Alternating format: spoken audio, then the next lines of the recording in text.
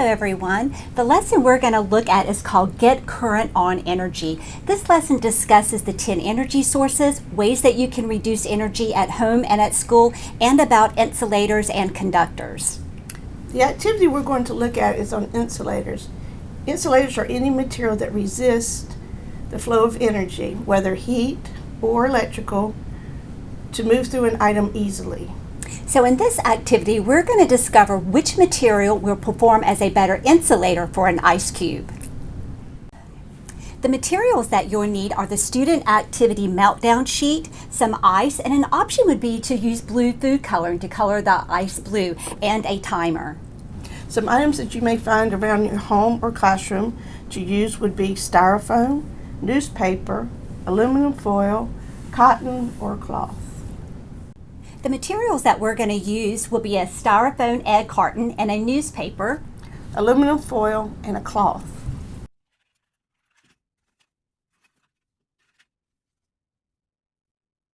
Which material do you think is going to be the better insulator? Do you think it's going to be the styrofoam, the newspaper, the aluminum foil, or the cloth? Let's set the timer for 10 minutes and see.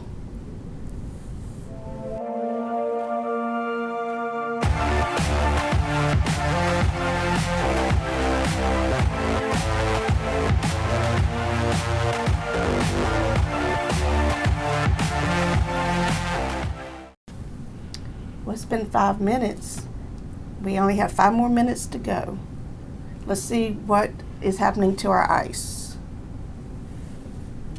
All right, in the styrofoam, looks like very little is melting.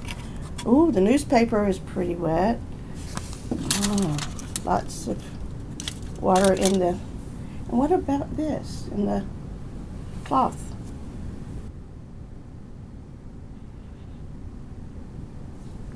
It's been 10 minutes. Let's observe.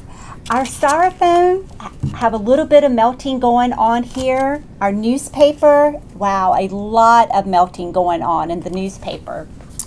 The aluminum foil is very, very wet. As you can see, a lot of melting. And the same thing with the cloth. It's not melted so much. Let's completely insulate the ice by closing each item.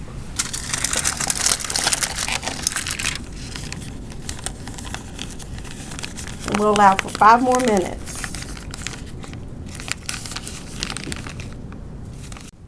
It's been 15 minutes. Let's observe our styrofoam container now that it was completely insulated.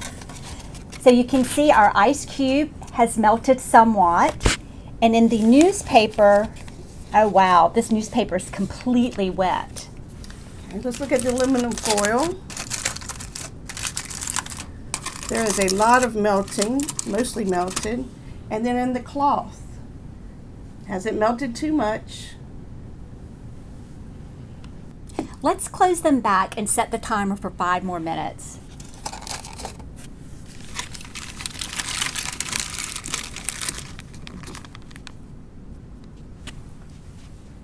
So it's been 20 minutes. Let's observe our insulators. So in our styrofoam, you can see that it's somewhat melted. In our newspaper, you can see that it is mostly melted. And look into the aluminum foil, and it is melted a lot, mostly melted. And the cloth, just slightly melted. So you can see that the styrofoam made the better insulator for the ice cube. And the aluminum foil did not make a very good insulator for the ice cube. As you can see, it's mostly melted. To expand on this experiment, try using other materials such as a styrofoam cup, a copper cup, a plastic cup, or a glass to see which one would make the better insulator. There's more information on insulators and energy in the Action for a Cleaner Tomorrow curriculum and on the website Take Action SC, and visit the Energy Office website at energy.sc.gov.